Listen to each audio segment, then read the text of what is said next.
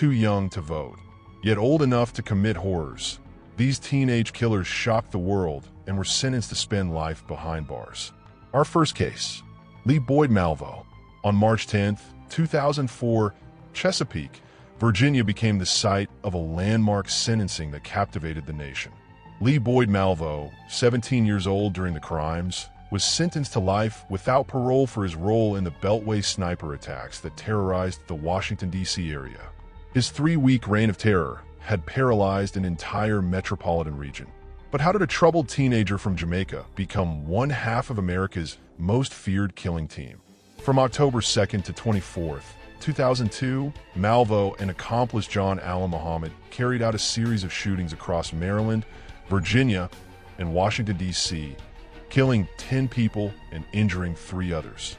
The attacks began on October 2nd, 2002, with random shootings using a Bushmaster XM-15 rifle fired from the trunk of a Chevy Caprice. Born February 18, 1985 in Kingston, Jamaica, Malvo had a turbulent childhood. He immigrated illegally to the U.S. in 2001, where he met John Allen Muhammad, who became a manipulative father figure. Malvo acted under Muhammad's influence, whom he viewed as a father figure.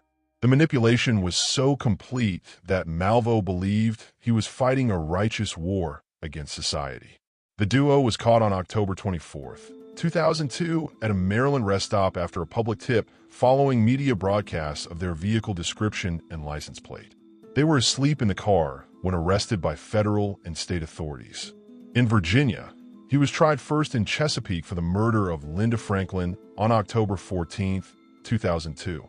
He was convicted of capital murder on December 18, 2003, but sentenced to life without parole on March 10, 2004 after the jury spared him the death penalty due to his age and manipulation by Muhammad. Following U.S. Supreme Court rulings banning mandatory life without parole for juveniles, Malvo's sentences were vacated for resentencing. A Maryland appeals court ruled in August 2022 that Malvo must be resentenced. The Virginia Parole Board denied his parole request in August 2022. In September 2024, Malvo's resentencing was indefinitely postponed as Virginia rejected a request to let him out of prison to attend Maryland court in person. Malvo is currently incarcerated at Keene Mountain Correctional Center in Virginia. Moving to our second killer, Pearl Men. On January 20th, 2017, Austin, Texas, witnessed the sentencing of a teenager whose crime was motivated by the most chilling reason imaginable, pure excitement about taking a life. Pearl Men, 17 years old at the time of her crime, pleaded guilty and was sentenced to 15 years in prison for the random stabbing attack on a 23-year-old woman who was napping in a park. Her own words would reveal the disturbing truth about her motivation. But what drives a teenager to hide in bushes and attack a complete stranger for the thrill of it? On November 14, 2015, men randomly stabbed the 23-year-old 21 times in Hyde Park, Austin, Texas. Moan hid in bushes outside an apartment complex, attacked the victim from behind as she walked home, leaving her to die on the sidewalk. The victim survived after emergency surgery. The motive appeared to be thrill-seeking. As Min later wrote in her diary, "I stabbed an innocent woman to death earlier today. It was absolutely fantastic. Murder gives me a high unlike any other." These chilling words revealed a complete lack of remorse and a disturbing enjoyment of causing harm. Born around 1998 in Texas, Min had a history of substance use and psychological issues, but no prior criminal record. She was a high school student in Austin at the time, described as troubled with mental health challenges. Min was caught after police found her diary during a search related to the investigation, along with witness descriptions and evidence linking her to the scene. Her own written confession became the key evidence against her. She was charged with attempted murder. As part of a plea agreement, she was sentenced to 15 years in prison with credit for time served. Her first parole review was in November 2017, which was denied. Min is serving her sentence at the Hilltop Unit in Gatesville, Texas. The third case brings us to Tyler Lane Holder.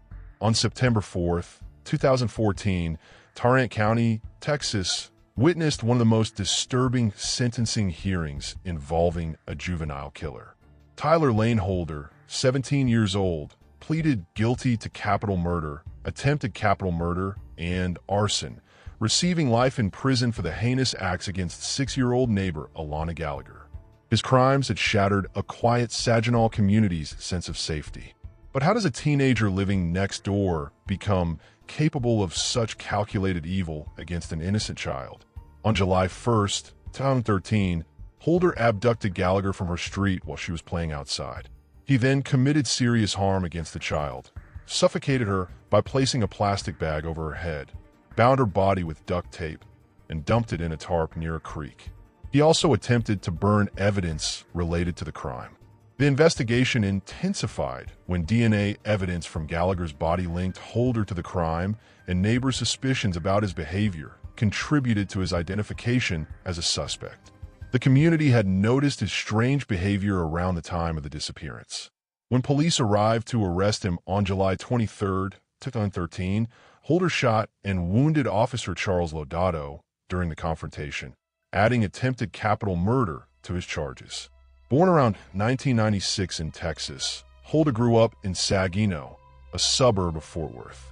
He was described as a typical teenager with no prior criminal record, but neighbors later reported suspicious behavior around the time of the crime. As a juvenile certified to stand trial as an adult, he pleaded guilty to all charges, avoiding a potential death penalty due to his age. He was sentenced to life in prison for the murder with parole eligibility after 50 years, 40 years for attempted capital murder, and 20 years for arson, all to run concurrently. Holder, now 29, is serving his sentence at the Texas Department of Criminal Justice's Stiles Unit. He won't be eligible for parole until approximately 2064. Case number 4 takes an even darker turn. Tia Marie Mitchell Skinner. On September 16, 2011, St. Clair County, Michigan, delivered a sentence that shocked even experienced prosecutors. Tia Marie Mitchell Skinner, 17 years old at the time of her crime, was sentenced to mandatory life without parole for orchestrating the murder of her adoptive father and attempted murder of her adoptive mother. Her calculated betrayal of family trust had ended in tragedy. But what could drive an adopted teenager to recruit killers to eliminate the very people who had given her a home? On November 12, 2010, angry over strict rules, Skinner recruited 2 accomplices, Jonathan Kurtz and James Preston, providing them with maps and instructions to stab her parents while she waited outside. Her father, Paul Skinner, was stabbed over 20 times and died. Her mother, Mara Skinner, survived after being stabbed multiple times and identified the attackers. Born December 8, 1992 in Michigan, Skinner was adopted by Paul and Mara Skinner after her birth by a prison inmate. She was a high school student in Yale, Michigan, with conflicts over strict parental rules, including phone and dating restrictions. The planning was extensive and premeditated. Skinner provided detailed maps of the house, timing information, and specific instructions to her accomplices. She positioned herself away from the scene to establish an alibi while directing others to commit the act. The accomplices were caught fleeing the scene, and Skinner was arrested after her mother's testimony and evidence of her planning via text messages. Her electronic communications revealed the extent of her involvement in planning the attack. Skinner was charged with first-degree premeditated murder, conspiracy to commit murder, and attempted murder. Tried as an adult in St. Clair County Circuit Court, a jury convicted her on all counts. Following Millerville, Alabama, 2012, she was resentenced on July 11, 2013, again to life without parole after a hearing considering her youth. Skinner remains at Women's Huron Valley Correctional Facility, serving life without parole. Our 5th killer exploited trust in a horrifying way. Keona Samira Alemo. On August 7, 2024, Houston, Texas, witnessed the conclusion of a case that had shaken the prestigious Lamar High School community. Kaya Samriel Mutan, who was 16 at the time of her crime, was sentenced to 23 years in prison for her role in luring classmate Dainsy Mack to his death. Her manipulation of trust and friendship had led to a young man's murder. But how does a teenage girl exploit someone's feelings for her to set up their execution? On November 13th, 2018, knowing Mac had a crush on her, Muton texted him to meet outside the school for a supposed date, leading him to a wooded area where accomplice Kendrick Johnson ambushed, robbed, and fatally shot him during a botched robbery. The crime shocked the affluent River Oaks community where the school was located. Born around 2002 in Houston, Texas, Muton was a student at Lamar High School with no detailed public family background. Reports suggest she lived a typical teen life before becoming involved in a robbery plot that would end in murder. The plan was cruel in its simplicity. Muton knew that Mac had romantic feelings for her and used those emotions to lure him to an isolated location. She sent specific messages arranging the meeting, knowing that her accomplice would be waiting to rob him. Muton was caught after police traced her communications with Mac and Johnson along with witness statements. Her text messages provided a clear trail of evidence showing her role in setting up the victim. Muton was charged with murder as a party to the crime and certified to stand trial as an adult. In the Harris County District Court, a jury convicted her in August 2024 after deliberating for several hours. She was sentenced to 23 years in prison with parole eligibility after half the term. Johnson was sentenced to life while a second shooter remains at large, demonstrating how some accomplices escape justice while others face the consequences. The sixth case involves one of the youngest killers, Nathan Pop. On August 13, 2013, Shibboleth County, Wisconsin, delivered a sentence that would test every assumption about childhood innocence. Nathan Pop, only 13 years old when he committed his crime, was sentenced to life in prison with parole eligibility after 30 years for the brutal murder of 78-year-old Barbara Olson. His case would redefine how the justice system views juvenile killers. But how does a 13-year-old child become capable of participating in such a horrific act against an elderly woman? On September 17, 2012, Papa and friend Antonio Barao murdered Barao's 78-year-old great-grandmother, Barbara Olson, in Shibboleth Falls, Wisconsin. Motivated by robbery for money, stealing $150 in jewelry, the boys entered Olson's home. Barao struck her with a hatchet and Pop hit her with a hammer. Born around 1999 in Shibboleth, Wisconsin, Papa was a middle school student with no prior record. He became influenced by friend Antonio Barao in what started as a robbery-motivated crime, but escalated to unthinkable levels. After the murder, they hid the body in the garage, cleaned up and buried evidence. The level of planning and cover-up showed a disturbing sophistication for such young perpetrators. The boys confessed after Barao bragged at school, leading to a tip. Police found blood evidence in the body. The casual bragging about such a serious crime revealed how disconnected they were from the gravity of their actions.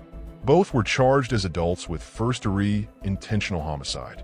Pope's trial in Shibboleth County Circuit Court began June 17, 2013, and a jury convicted him on June 20, 2013.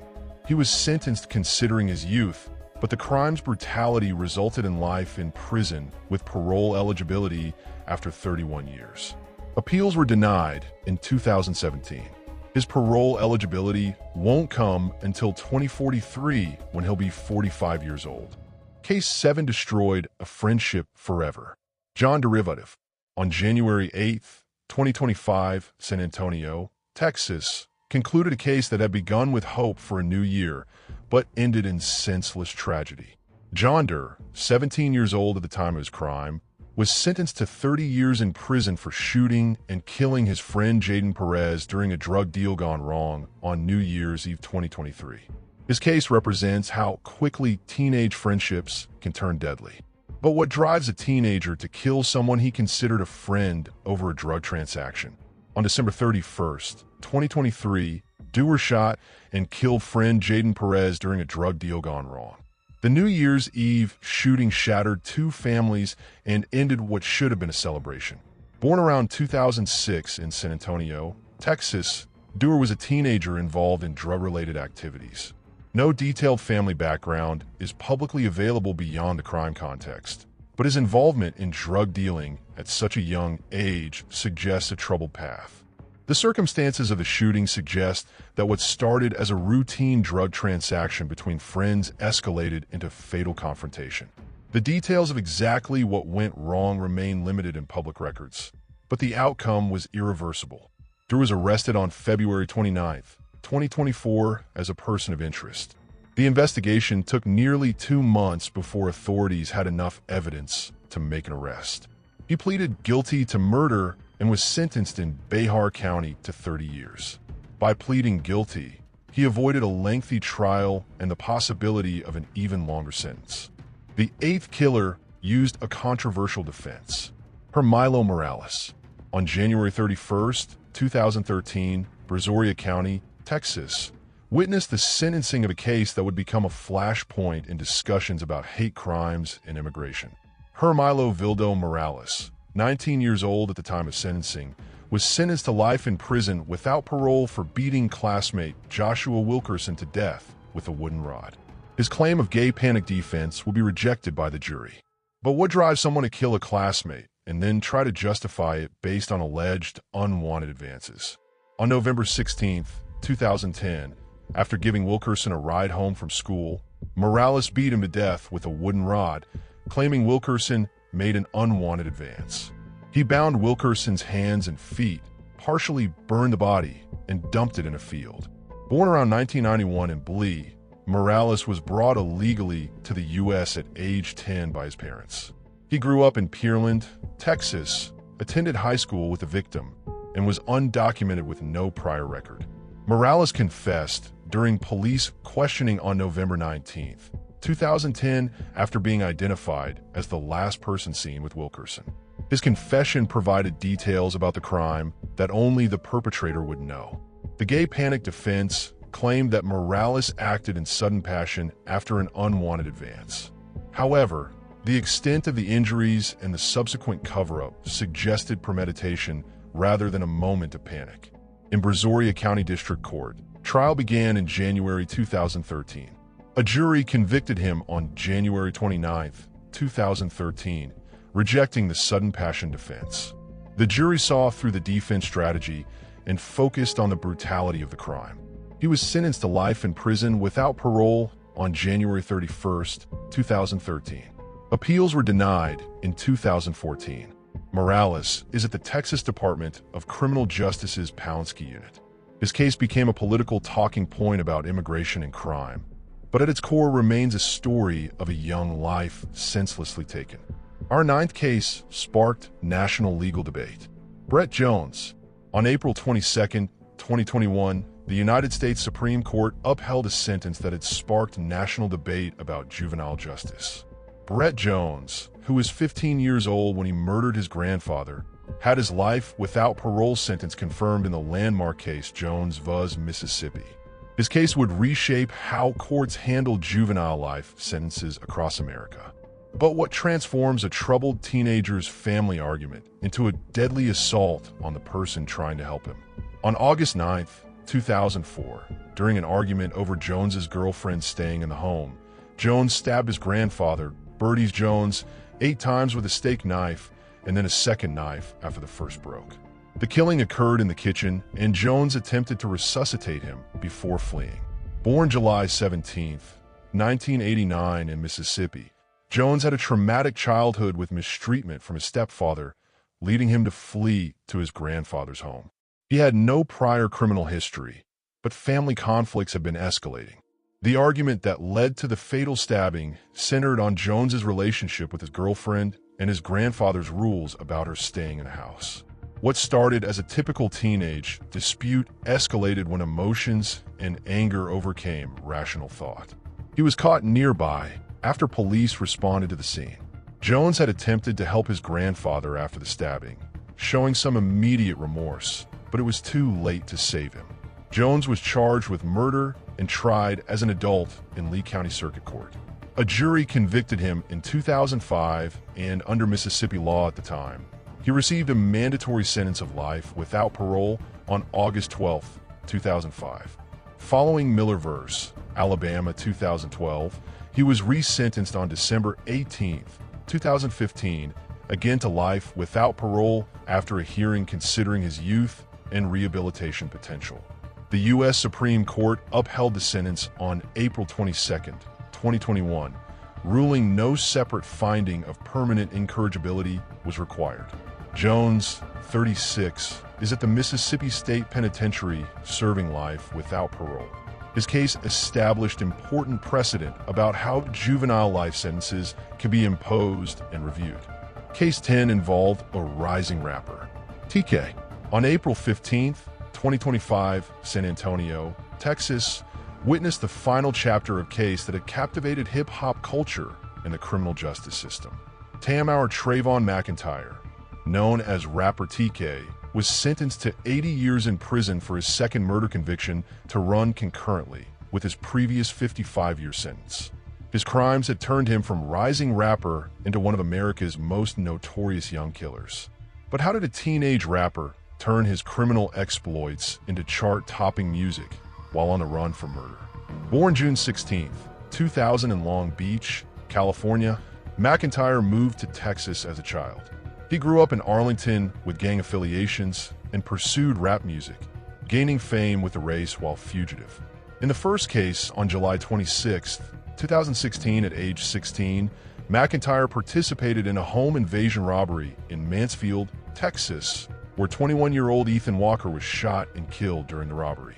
A jury convicted him of murder on July 19, 2019, and sentenced him to 55 years in prison on July 23, 2019. He fled while on ankle monitor in March 2017, releasing the song The Race, glorifying his escape. The song became a viral hit, earning millions of views and turning his criminal flight into entertainment. While on the run on April 23, 2017, at age 16, McIntyre robbed and fatally shot 23-year-old photographer Mark Anthony Salivar in a Chick-fil-A parking lot in San Antonio, Texas, during a drug deal gone wrong. He was recaptured in Elizabeth, New Jersey on June 30, 2017. Tried as an adult in Behar County District Court, he was found guilty of murder on April 14, 2025, and sentenced to 80 years on April 15, 2025. The concurrent sentence means he effectively faces 55 years with parole eligibility after half the term. McIntyre is incarcerated at the John B. Connolly Unit, KS County, Texas. His case represents how social media and music can glorify criminal behavior among young people. The stories of these 10 teenage killers reveal the darkest potential of youth when innocence is stripped away by violence, manipulation, and poor choices. Some received justice through life sentences, while others found ways to escape their cages through death or early release. These cases continue to haunt communities and challenge our understanding of juvenile justice, rehabilitation, and the capacity for evil at such young ages. If you've made it this far and enjoyed deep dives into the most shocking criminal cases involving young killers, hit that subscribe button and don't forget to press the bell icon.